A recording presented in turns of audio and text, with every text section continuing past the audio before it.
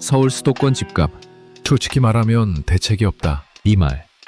전문가 토론이 아니라 대한민국 대통령 입에서 직접 나온 문장입니다. 집값을 잡아야 할 1번 자리가 공개석상에서 이렇게 말한 거죠.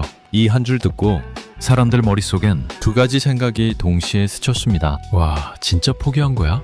그러면 더 오르는 거 아니야? 특히 전세 살고 있는 30, 40대 입장에선 그냥 뉴스 한 줄이 아니라 내 통장, 내 아이, 내 10년 얘기입니다. 오늘 영상은 정치편 들기도 진영 싸움도 아닙니다. 그냥 이 말 이후에 집값, 전세값, 그리고 우리 현실이 어떻게 움직였는지 데이터랑 체감이랑 같이 풀어보는 컨텐츠입니다. 잠깐 한국 부동산의 영광의 시절부터 딱 30초만 짚고 가볼게요. 한때 한국에서 부동산 불패는 거의 종교 같은 말이었습니다. 서울 아파트는 무조건 우상향, 샀다 하면 올랐다는 무용감이 술자리 기본 레퍼토리였죠. 전세 끼고 사두면 몇 년 뒤엔 시세 차익으로 차 한 대, 잘 사면 집 한 채 더 생기던 시절도 분명히 있었습니다.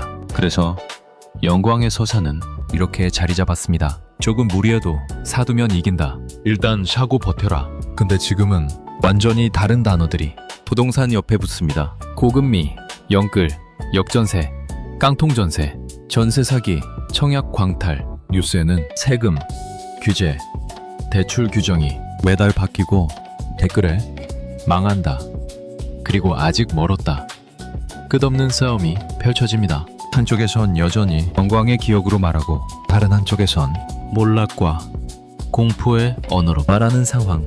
우리는 그 사이에서 매일 흔들리는 세대입니다.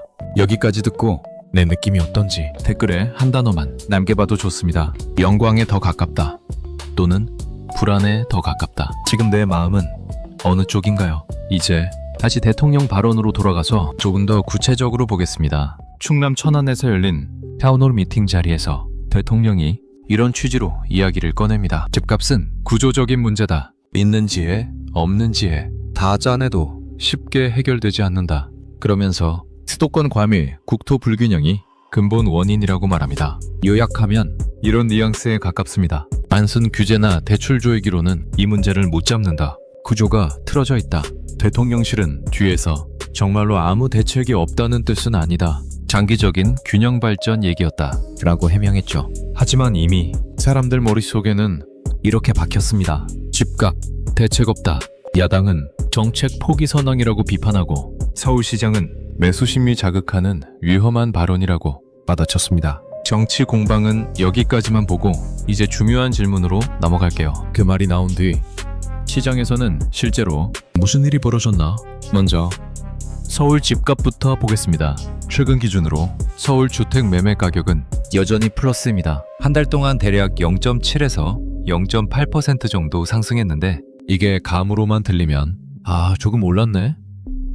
일 수 있지만 10억짜리 아파트 기준으로는 한 달 사이에 7,800만 원 올랐다는 뜻입니다. 전세도 마찬가지입니다. 서울 전세 가격은 최근 한 달 기준 0.5% 안팎으로 올랐습니다. 5억 전세로 계산하면 한 달에 250만 원 이상 위로 미끄러진 셈입니다. 집값은 느리지 않게 위로, 전세값은 그보다 더 탁탁 튀면서 위로 가는 그림.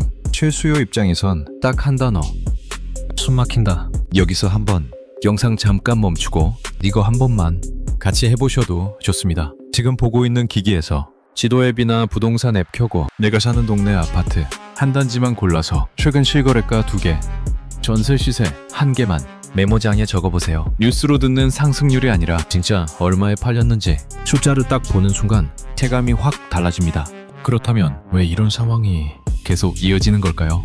크게 3가지로 정리해보겠습니다. 첫 번째, 돈의 방향은 여전히 집 쪽을 본다. 금리가 예전처럼 0.1%는 아니지만 사람들은 이제 적어도 예전만큼 더 오르진 않겠지라는 기대가 생겼습니다. 그러자 예금 채권에 있던 돈 일부가 다시 부동산으로 이동하기 시작했습니다. 특히 서울 수도권 아파트는 사람들 머릿속에서 점점 이런 이미지가 됩니다. 언제든 팔 수 있는, 그래도 덜 위험한 에셋 파킹 장소. 불어나면 결국 서울 한 채라도 라는 말이 나오는 이유가 여기 있습니다. 두 번째, 입주 가뭄과 전세 불안, 입주 물량은 줄어드는 타이밍이고 서울에서 살고 싶은 사람은 당연히 그대로이거나 많아졌습니다. 신축 역세권 학군지 위주로 전세 매물은 빠르게 줄고 집주인들은 보증금 조금 낮추고 월세를 올리는 방식으로 조건을 바꾸기 시작했습니다.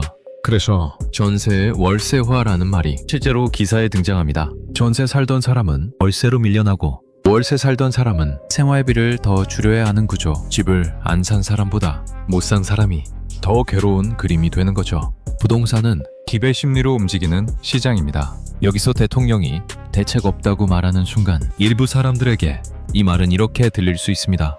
정부도 못 잡는다는데 서울은 결국 더 오르겠네. 원래 이 돈은 구조적이라 어렵다 였겠지만 시장에서는 그래도 오를 거다라는 매수 명분으로 해석될 수 있는 거죠. 결국 이 발언은 열정타가 아니라 이미 올라있던 심리에 한 번 더 기름만 붓고 끝났을 가능성이 큽니다. 그럼 이제 우리 얘기를 해봅시다. 특히 30, 40대 실수요자 기준으로요.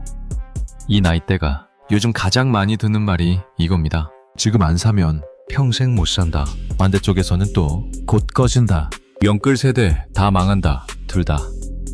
내 월급, 내 통장 잔고는 모르고 하는 말입니다. 중요한 건 내 숫자를 보고 내가 결정했느냐 아니냐입니다. 마상의 3, 40대 부부 하나만 그려볼게요. 실수령 600만 원.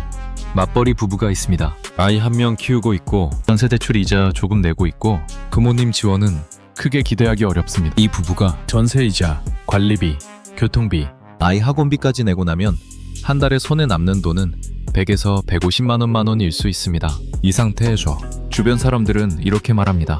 그래도 집은 있어야지. 조금 무리해서라도 들어가라. 또 어떤 사람은 정반대로 말하죠.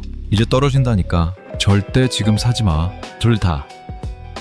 이 부부 엑셀 파일은 보지 않은 상태입니다. 결국 중요한 건 이 부부가 직접 숫자를 보고 선택했느냐입니다. 후회는 누구나 하지만 데이터 보고 내가 한 선택에서 오는 후회와 아무것도 안 하고 떠밀려서 생긴 후회는 완전히 다른 종류입니다. 그래서 지금 이 타이밍에 딱 두 가지만 체크해 보셨으면 합니다. 첫째, 내 동네 가격을 감이 아니라 숫자로 보기. 지도 앱이나 부동산 앱 켜고 내가 사는 동네 아파트 한 단지만 골라서 최근 실거래가 2개, 전세 시세 1개를 직접 눈으로 확인해 보세요. 비싸다더라 해서 얼마다로 언어가 바뀌는 순간 판단이 훨씬 덜 흔들립니다. 둘째, 우리 집 주거비 비율을 한번 계산해보기. 월급 명세서 꺼내서 실수령 소득을 적고 전세, 월세, 대출이자, 관리비, 교통비까지 합쳐서 지금 내가 몇 %를 주거비로 쓰고 있는지 한번 찍어보는 겁니다. 이 숫자 하나가 집을 사느냐 마느냐보다 먼저 정리해야 할 게 뭔지 많은 걸 알려줍니다. 여기서 끝에 질문 하나만 남기겠습니다. 나는 지금 집값을 맞추려고만 애쓰고 있나?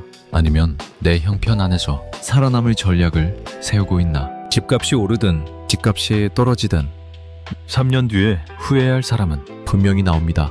집이 없어서 후회하는 사람, 무리해서 사서 후회하는 사람, 그리고 아무것도 안 해서 후회하는 사람. 이 중에서 아무것도 안 해서 후회하는 사람만큼은 적어도 본인이 선택하지 않았으면 좋겠습니다.